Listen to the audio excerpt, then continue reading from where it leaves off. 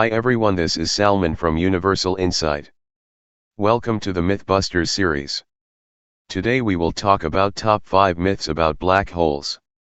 First of all, subscribe to the channel, hit that notification bell, destroy that like button, and let's get straight into the video. We tend to imagine black holes as black spheres in the middle of space. But not all black holes fit this description, because light can still be emitted from the region outside the event horizon. Some black holes power the brightest known objects in the universe, known as quasars.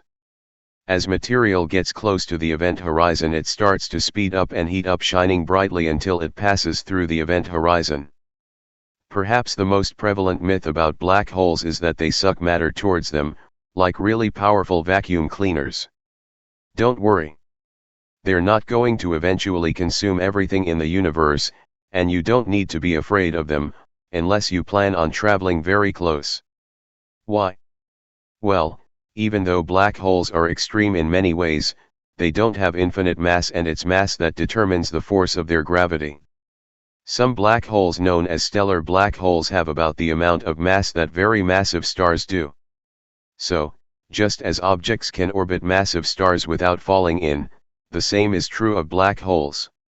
You could happily orbit a black hole forever. Once you get close enough, the story's different, and gravity will guide you in. But that's the same as any massive object, like a planet or star. Stellar black holes are formed when massive stars run out of fuel and collapse in on themselves in a cataclysmic implosion. But not all stars end their lives this way.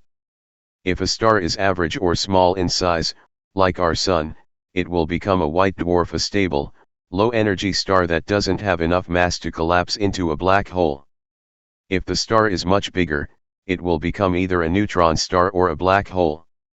A star needs to be around 20 times the size of our Sun before it can become a black hole at the end of its life.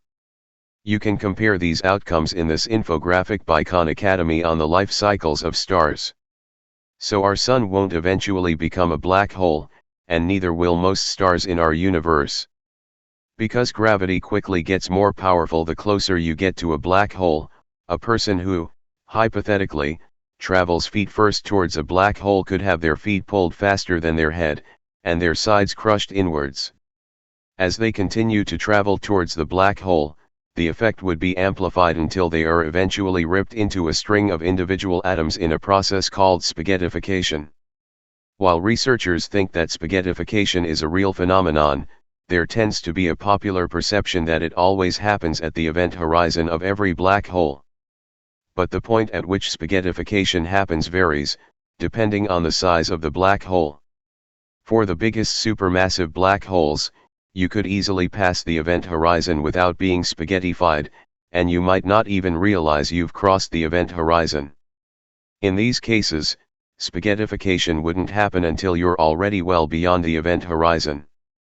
There have been fears that the Large Hadron Collider, LHC, the world's largest particle accelerator, credited with proving the existence of the Higgs boson, will be able to create tiny black holes that will destroy us all. It's true that a stellar or supermassive black hole would be bad news if created in the proximity of our home planet. But neither are a possibility. There are no stars massive enough in our local part of the galaxy to become black holes. Even if you could somehow harness all the mass of all the objects in our solar system, you'd still be far short of the amount needed to make one of these large black holes.